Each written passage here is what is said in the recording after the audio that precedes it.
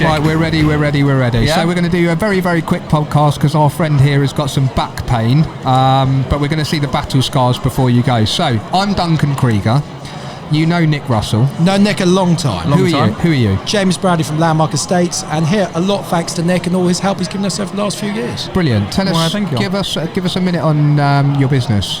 We're primarily retail and residential development throughout the UK, often building up many stores pre-let to people like Co-op and the like, conversions, listed buildings, and the odd speculative play. How are you finding the market at the moment? Is there opportunities for you, or is it a car crash? The market's cool. I'm very much looking forward to Corbyn and Sturgeon coming in to liven it up. And let's get cracking in February. Okay. So there are genuinely opportunities out there for you, or are you sitting on your hands at the moment? The access to money's out there's good. Yeah. There's people wishing to buy, they're fed up the Brexit. However, they're being very selective. You've got to do deals to get them sold. Yeah. Okay. No, it's interesting. I think there's probably loads of common ground. Apparently, we kind of know each other. And I've found out you did fund me. Yeah. This is why you got a better car than me. Yeah. Well, I had a good car, but that's another story in itself. So, okay, let me ask you. We're asking the same sorts of questions to everybody. So, what advice would you give to somebody young and wanting to get into the property world? Find another career. Okay. Genuinely. Joking aside, look, we all come up through the ranks. You start with maybe your university degree, estate management, maybe straight into Jones Lang, one of those type of players, Savills. Yeah. So get a good job working for a good firm. Get into agency first, or not necessarily a big firm. I went to a smaller player out of London, then hopefully hooked up by a developer. And so you're saying what we talked about before, which is training is key. Don't jump till you're 40, and at least have one recession under your belt. Interesting. How many have you got under your belt? Too many. And I survived 08, hence why I'm so grey and overweight. Yeah. So how does this recession feel different to you? I don't think there's a recession. There's a lack of confidence.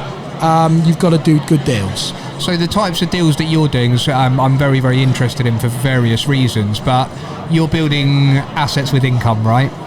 Most of our stuff is pre-let, 15 years and pre-sold before we go on site, yeah. Okay. So is that a sort of strategy you would like people to hook into, or you think absolutely not? Keep them away from it. So we also do a lot of speculative stuff at the moment. Unbelievably, throughout the group, we're not using any help to buy. All our stuff is sold open market. What, resi stuff? All resi. Not one item have we sold on help to buy. Can you give us an example of the types of residential properties that you've sold recently, and how long it took, and what the frustrations were? We've only got, believe it or not, 3 units in the market this year. All our stuff, we deliberately held it out for this year to hit next spring. Okay. So we've probably got 8-9 sites coming out, probably £30 million worth of kit. At the moment, people are being very selective. But our stuff will be in Winchester, a typical conversion, whereas it might have been £700 a square foot 12 months ago. We're probably now £550. Yeah. Fortunately, we've braced for that, so we're happy to trade. Bought at the right levels, and anything else is upside. If not, your fund is going to make all the money, and you just move on. Yeah, that's a really, really good point. Well, I was going to say, let's talk about funders, because being a borrower, you've got a slightly different perspective on what brokers have spoken about in here and other lenders. What is it that you don't like, what irritates you about the market, what irritates you about lenders? What is it you want from your lender that's working with you long term? I think key is just be honest, be straight, and get it out quickly. Too many lenders will walk you down the path, you have the meetings, and the deals just don't happen. Hence why we stick with select lenders, more second tier property lenders. You pay a bit more for it, but you get the service. Yeah, I think that's fair. Okay, so you've got a select few lenders. So is sort of pricing more interesting for you, or leverage, or a combination of both? There's no secret. We probably pay more than we'd like to pay, but we get the direct line. And you get the flexibility. It always happens. We can always have a conversation. We're always truthful, and then they work with us. Long-term relationship, hence why they get all the deals. Okay, and fine. of course, a good broker like your former career, Nick. Former career, yeah. Yeah. Former. Anything you'd like to ask us while you're here? Before we let you go. Where do you guys see the market going? Okay, so I mean, I'm less bullish about the market. I've heard people sitting in here over the last few hours saying that, you know, we're just going to get through this muddle and it's not really a recession, but there's a kind of lack of confidence, and once we overcome that, things will start. And that we've been through several recessions, and this feels a lot like what's happening next. So from a lender's perspective, I feel nervous taking a 12-month view on whether those £700 a foot that are now £550 a foot will go back to 700 or dip to 400, which is unlikely, but I feel is possible the way things are going. I also think that the next 2 years could end up being 5 years of this country not really being sure where it sits and not being as attractive to outsiders in the same way as it has been for a long time. So I guess I'm a bit more nervous than I ever have been before, and for that reason we really want to back good people. So first and foremost, we're asset-backed lenders. We are property guys. We're not just money lenders. It's all about the asset and the property.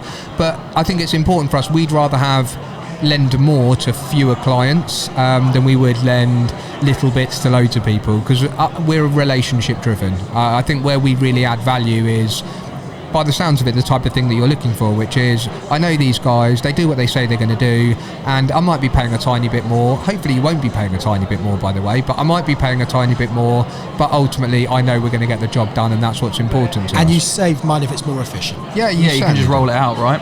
Yeah, you do. Ultimately, you do use the same lawyers. The lawyers know you. You go through the same literature, and the documents are the same, so you don't have to go through all the work. We don't have to do all the due diligence on you several times and dig to the bottom of who you are.